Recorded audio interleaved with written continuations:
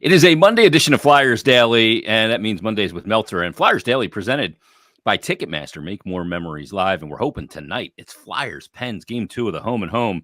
We're hoping for lots of Flyer goals, which means, well, sometimes it means lots of assists and lots of donations with the Flyers and Penn Medicine assist, which means every Flyers assist this season, Flyers and Penn Medicine donate 30 pounds of food to local communities in need, and a great time of year to do it.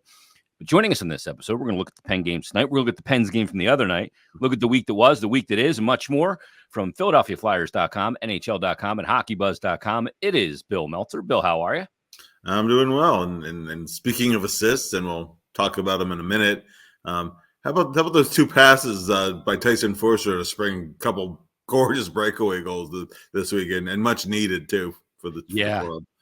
I think it's a part of his game, Bill, that maybe we underrate a little bit because he springs Konechny on the one in the second period. They had the long change. Konechny comes on, kind of reads the play and reads, okay, I don't need to come all the way back because possession is in question. So he kind of hangs out a little bit at the far blue line. Forster bombs him a beauty, and he goes in and scores on the breakaway. And then Owen Tippett in successive shifts gets breakaways. And on the second one, he opts to keep it backhand, does a little flick of the wrist, and he's able to beat Tristan Jarry. And that was a big goal in that game. Two great assists from Tyson Foerster. Yeah, and I said, he's known as a shooter, but those were two tremendous setups for him to spring teammates. You know, how many? First of all, I was alert to see, particularly the one with Konechny, to see him down ice. Yep. And secondly, how many times when you see someone down the ice, does he fire an errant pass? Yeah. You know, he hurries it or whatever. I mean, these are just darts right tape to tape. They were beautiful. Yeah, I think the one with Tippett's a little easier because he's exiting the zone and he's kind of in his vision. But Konechny is, I think, so far out of it. I think Konechny probably chirped a little bit too, letting him know he was there. But the awareness to hear it, process it, and get the puck to the target was dead on perfect. He's also scoring now a little bit, Bill. He's got 4 goals on the season, and he gets a power play marker. Are we starting to see kind of the player just kind of release with a lot of the pressure coming with, being a scorer, kind of alleviating on him? I think without a doubt that's the case. Obviously the 2 goals against the Devils, one of which was credited him to the next day, but both of them were deflection goals. So those are, and obviously both very, very, very timely. Flyers wouldn't have gotten a point out of that game. We've got nothing out of it if not for the 2 goals by Forster. And then you go to Saturday's game, and during the first period power play, he had a power play chance from the top of the left circle. It was a cross ice pass to him. Quick shot, barely missed. I mean, Jarry made a really good save on it. And I think before, if it wouldn't have been for him kind of breaking loose the 2 goals the previous game, might have tightened up the next time that situation arose. Yep. And he didn't. He had a similar chance in the third period, and that time, what a beautiful shot that was too. Just great shot, great snap. The snap of the wrists, and it's in the net. I mean, the next time we came around, he did not miss. So that was great to see. Bill, in the Devil game too, I think it's the first power play goal they score in that game, and it's a quick cross pass to Tyson Foerster. He just doesn't think, bombs it. Puck ends up loose, ends up back. I think to Forster again, who gets it right to York, who doesn't choke the play out. He just bombs it to the net again, and then they get the goal. I think the biggest key for their power play right now is just being decisive that, okay, it's okay. It doesn't have to be this beautiful, Picasso of a play in hockey to score on the power play. You can keep it kind of meat and potatoes, and that's going to be the way they're going to have to do it on the power play. No, for sure. And getting that shot from the point on the net ended up being Frost's goal on the rebound, and then the Forster deflections. I mean, and of course that's a power play. It was a 6-on-4, but it's a power play. Yep. Just a shot from the point, deflectable low. You get someone, get the tip, and it goes in. I mean, those count just the same. Forster hitting the net from the flank. I mean, the Flyers need that ability from the flying, getting more pucks, and it doesn't have to be anything fancy. Just get it on the net, and then good things will happen. So many times they've actually had decent possession time on a lot of power plays this year, but it's just endlessly worked around the perimeter with nobody wanting to shoot it, and nothing dangerous resulting from it. I mean, just that shooting mentality is a big reason why they have 3 power play goals in the last 2 games. Bill, I think it's as simple as this, that, if you just get that shot to the net on the first one, all of a sudden the predictability of a power play goes out the window because everything is now flying by the seat of the pants. Yeah. And predictability, we know, is the enemy of offense in sports.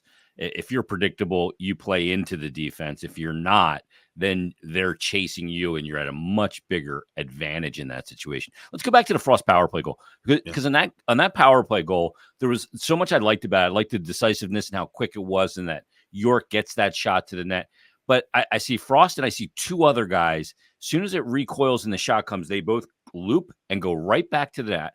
During the intermission, I said it reminded me of that scene in Jaws when Quint and they're all drinking on the boat, and Quint says, 148 men went in the water that night, and then the Sharks came cruising, right? And that was all the Flyer players cruising to the net. And then if it wasn't Frost, the rebound was going to be somewhere else, and another guy was going to be able to pound it home. But that's a fundamental magnification to the crease, and it paid off. Oh, no question. And I mean, it's something that, and also Konechny made a nice little play on there too. He did. Yeah. I think that kind of gets lost in that whole sequence. It's just those little subtle plays sometimes, but certainly the circling back and going to the net, and actually, obviously it didn't count for anything, right? But I'm talking the end of the second period on Saturday.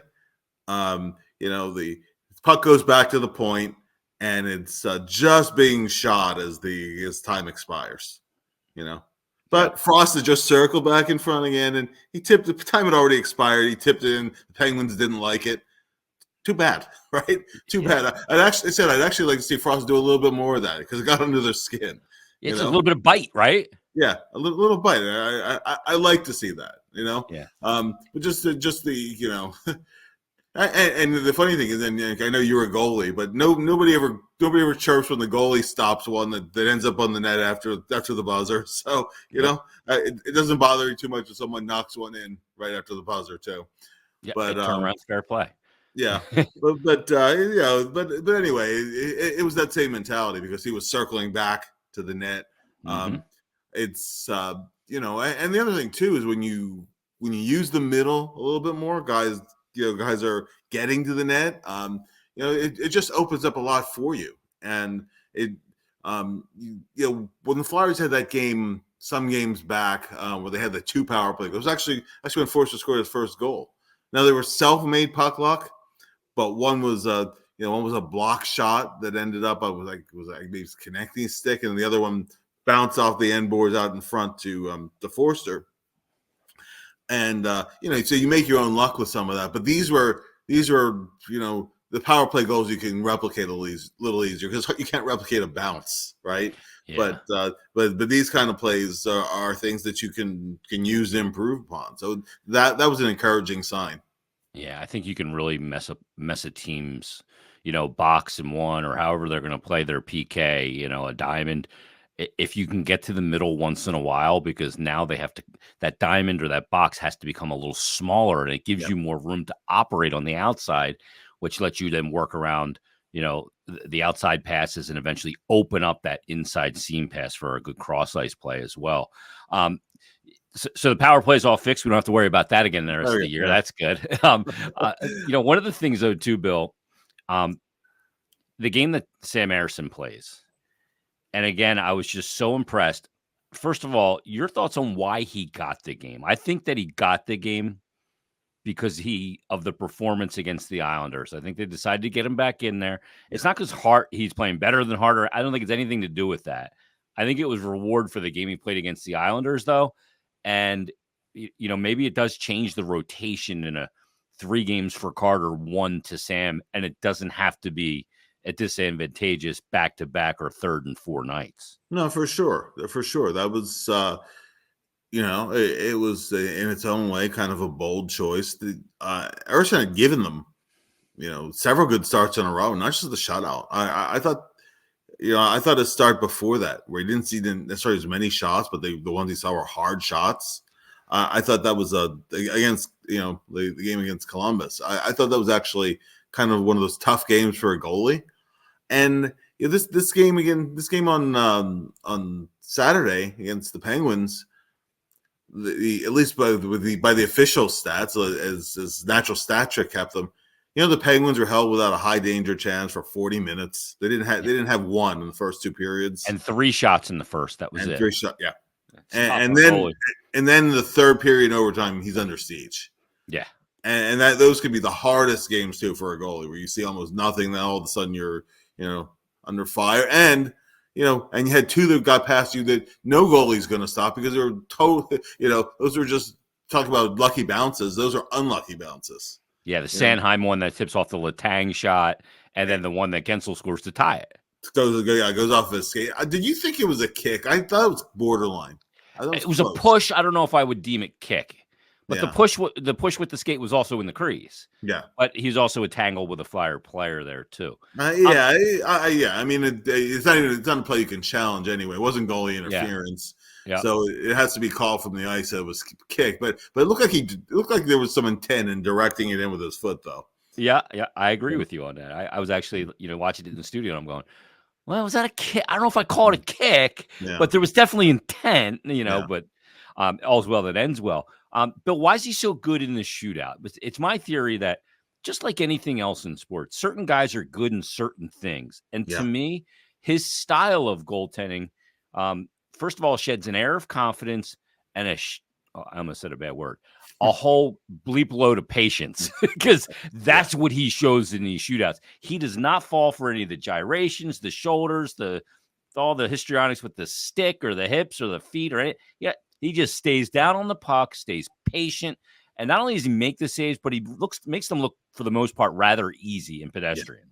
Yeah, and that's just it, right? He doesn't blink first. Yeah, and that's and if you don't blink first, then the advantage severely shifts to the goalie, as you know. Yep. If the goalie commits early, then the advantage shifts to the shooter. But if the goalie doesn't blink, then all of a sudden it's almost a desperation thing for the shooter at that point. So I think he's really good at waiting out the shooters. Guys have tried a couple times with to try to either overpower him, and they haven't done that. Yeah. Or a quick release. How about that glove save on Crosby? That was that was done with emphasis. That was a great save. Yeah, and the thing about him too, I'm going to ask him about this at practice after the morning skate this morning. But he must have been good at shootouts, coming up through all levels, because you just see a guy that when the guy grabs hold of the puck and starts to come in, he comes out, he takes a lot of ice. Yeah. And he flows with it beautifully. Guys that don't come out and take a lot of ice, to me, are nervous in the shootout. They're waiting for the guy to come in and make a move and hoping to make a save. He's coming out and saying, I'm going to make myself huge, and I'll just come back with you, and I'm not going to fall for any of your crap, and I'm just going to make the save. And it's unbelievable, that he's been in 2 shootouts and he has not given up a goal, and I think 7 attempts. There were 4 against the Islanders and then 3 against Pittsburgh, and they're not sending in chopped liver here in Pittsburgh. Like, you're getting some legit, absolutely NHL peak performer shootout guy, and maybe not be TJ Oshie, but damn, it's close. Yeah, well, you can Crosby and Gensel, and, and Rust is a guy who can score too. That was so it's certainly facing high caliber shooters. Question for you. Now Couturier has had a penalty shot and 2 shootout attempts. All 3 times he's used the Marty St. Louis move. So there's no element of surprise on it anymore. It almost looked like Sorokin knew it was coming when they, but it's still, even if you know it's coming, it's hard to stop because he turns his back, he's on the backhand, and he does that quick turn, pulls with the forehand, and and just is executed. But as a goalie, how do you approach it as the shooter turns his back to you? You know he's going to turn. You know he's going to turn around. I don't know that I've ever had to deal with it, but it's incredibly bizarre. And I think the thing that the goalie has to do is he has to respect a different release point of it, or maybe he doesn't even flip it around and go to the forehand and he just tries to backhand it. So if you start cheating, you may die. Like he'll get you that way. There can be a lot of variance to it. And I think if he's going to continue to use it, he's got to show some variance to put it on tape so that goalies see it. And then it really gets them guessing again. But it is an interesting, you don't see a lot of guys try it. No. And I do wonder how difficult it is to pull off, because it's got to be a quick pull to snap really quickly if you're going to be successful with it. And that snap's got to be very accurate. But yeah, I think it's an interesting, like when a guy shows you his back, it takes a lot of information away from the goalie, because a goalie's just a computer, right? The goalie's head is just computing all of the different elements of what you're showing and what a shooter's showing him. Like he's going, okay, is he right-handed, left-handed? That's the most pedestrian element. Where's the puck in relation to his feet? Where's the puck in relationship to his body? Where's the puck on the blade of his stick? How are his shoulders turned? Are they flat? Are they pointing directly at me? Are they closed? Are they open? That gives you all hips, same thing. It all gives you a ton of information. You're just computing it all, because goalies can't react to the speed of the puck coming off the stick to where it's going. A lot of times they're in full save while the puck is still being pulled from the shooter. Right. They're already in motion. So it's just a supercomputer. So I don't know how that one is to read. I'll have to ask maybe Carter too, if he's seen Cooch try that in practice and what challenges does it present to him. But it is an interesting move. There's no doubt about that. Bill, they're going to get the Penguins again tonight. And I like these home and homes because I believe, the first part of the home and home, the team knows we're going to face this team twice, so let's set a tone. So there's a little added juice in game one of it. But by game two, by the end of game one, you're starting to see calling cards. And then by game two, there is definitely some scar tissue. And I think we're going to see that tonight. And it's great to have these games that mean something, not only to the Flyers, but both teams. These games are meaningful right now at this point in the season. Both these teams are playing for something. Yeah, it's only about the quarter mark, but this is an important game for the Penguins tonight, and it's an important game for the Flyers.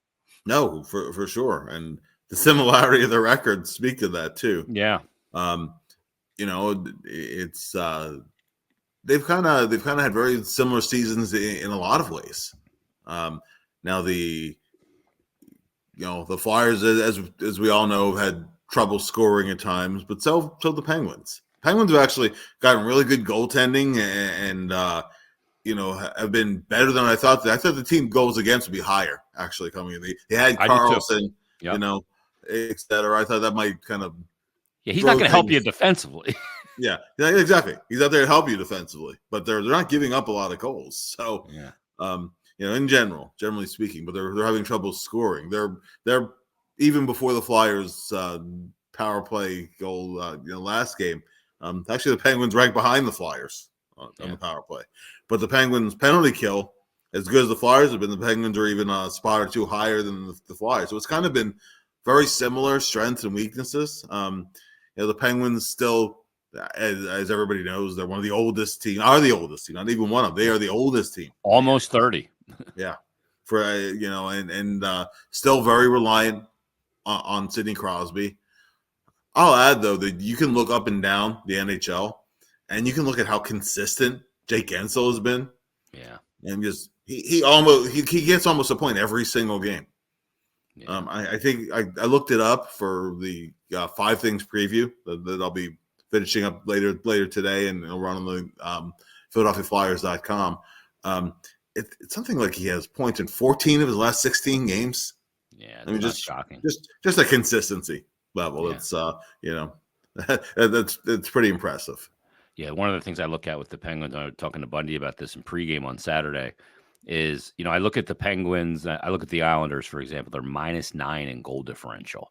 And I look at the Penguins, they're +11. Yeah. And I look at that, that's the second highest in the division. Only the Rangers at +20 or higher. They have a better goal differential than the Canes, too. That tells me that's a team that may be better than their record right now. There's only 4 teams of the 8 in the division plus. It's the Rangers at +20, the Penguins at +11, the Canes at +6, the Flyers at +3. Everybody else is minus, including the Caps at -7. I look at them and I go, they're in third spot. That could be a team that really hits their head on a wall here real quick. Yeah, yeah, and yeah, I mean those are the kind of trends that you absolutely look for, and quite often it's teams with that are not giving up a ton of goals, especially I mean the PK is solid, and also they're not giving up a ton of 5-on-5 goals, so they're in games, and then you'll get some guys that'll. I mean, they'll have guys that they're not as deep, nearly as deep as they used to be. That's the biggest difference between the Pens now and a few years ago. Besides, the fact that their key players are all a few years older, but they don't have as many ways to beat you as they did in the past. But still, I mean, the Penguins still have enough elements in the team that you have to take them seriously, and they stay around in games. They do not get blown out. So you get in a situation where, I mean, Saturday's game was scoreless for the first 24 minutes. The Penguins hardly had a shot on goal. Then all of a sudden, you get puck luck. I mean, the Flyers turn one over on a foul clear, then a block shot ends up in your own net. And a lot of times that especially for the Flyers this season, I mean, this was their first win in a game where they had to play from behind. Yeah. So thankfully that monkey's off their back. Yeah. But still, I mean, you never want to play from behind, and the Penguins have been pretty good when they've been ahead. The problem has been the scoring's it's not spread out enough. Bill, they'll end the 8 straight games against the Metropolitan Division tonight at home with that game against the Penguins. And then, I said this on the postgame show the other night. It's not that, this trip coming up with Arizona, Colorado, and Nashville, the games aren't as important. They're just not as important. That's just the fact. They're 2-point games. They're not 4-point games in the standings. But they will be important games. And, they don't have a ton of home games coming up in this month. They'll see the other conference. We'll get a look at a team like Detroit for the first time and second time this month. We'll also, Flyers are going to head to Vancouver. We'll get a look at the Seattle Kraken and Calgary. So there's some variance in opponent coming up. But this team right now, with where they are in this season, playing meaningful games was something that I think you and I even talked about over the summer, was something they need to do as long as they can into this season. And they're 23 games or whatever it is now into the season, and there certainly is a lot of more meaningful games on the register. But games like these games, the 1-0 game against the Islanders, I think the 3-1 loss to the Rangers was a very important game for them too. And then obviously the Penguin game, the shootout win, is very important. These games can teach these players a lot about what it's going to take in the NHL in a lot of different situations when it means something, both pretty immediate, but especially long-term. I think these are really pivotal for that. Oh, no doubt. And beyond just the meeting in the standings. Yeah. You get a lot of information about your team in these games, not only about your depth, about your resiliency. The Flyers have now had back-to-back divisional games where they've had to push back. Mm-hmm. And so I mean that's something critical going forward. Now, one thing they're going to have to show, they're going to have to close games out better than they did against the Penguins last game. I mean, the Flyers are pretty well on their heels, just hoping to hold on the rest of the. And by the way, when you talk about those little details that are so critical in those games, think about how important foul clears were in the game against the Penguins, and how they lead the goals against. Penguins would not have tied the game. And it can happen to any player. I'm not singling out Owen Tippett, but I'm just saying that he couldn't get the puck out of the defensive zone. He tried to carry it out. He turns it over, and the Flyers never got it back again. Yeah. Then next thing you know, it's in your net. Those little kind of things when you're protecting a lead, getting it cleared from the zone, not icing the puck. Yep. Winning those draws and those defensive zone draws. I mean, that's so many of these these games are going to increasingly come down to. And when there's something at stake in those games, it's that much more important. And I mean, the Flyers already know things, for example, that they're not a good face-off team. Yeah. So, but can they win? Can they win some of those crucial draws? They didn't really win those against the Penguins. But okay, if you lose the draw, they make the right plays. Does everybody go to the right spots? Do you can you kind of neutralize it and break out? It's different when you're playing the Penguins and when you're playing Arizona, even though the 2 points are 2 points. Yeah, so. It's that if you're going to make the mistake, have that happen now in situational hockey. Yeah, not when it's really going to be. It could be catastrophic to you playing another day or another series or whatever it might be when you do become a playoff team. Bill, last thing for you. We've done 1,000. This is 1,002 of these suckers, and there's nobody that's been on this podcast other than me than you. I've maybe done 1,002. Well, I have done 1,002, but you've done well over 100, I would think, at this point. This podcast, we've kind of flown at the hip with it. There wasn't really any, I didn't write any kind of thesis on what I thought this podcast should be. It just kind of developed as we go. And your weekly segment has been a big part of that.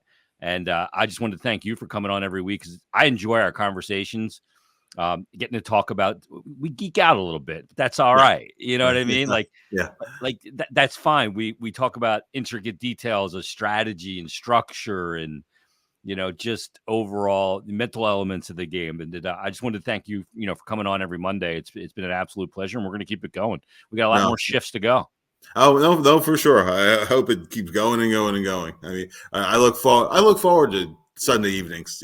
We record these, of course, for listeners who don't know, a day ahead of when they actually run. So every Sunday I'm always looking forward to our conversations, and 1,000 shows. I mean, that's a lot of content creation and not a lot of years. No. We've all been doing this for a little while, so it's absolutely my pleasure.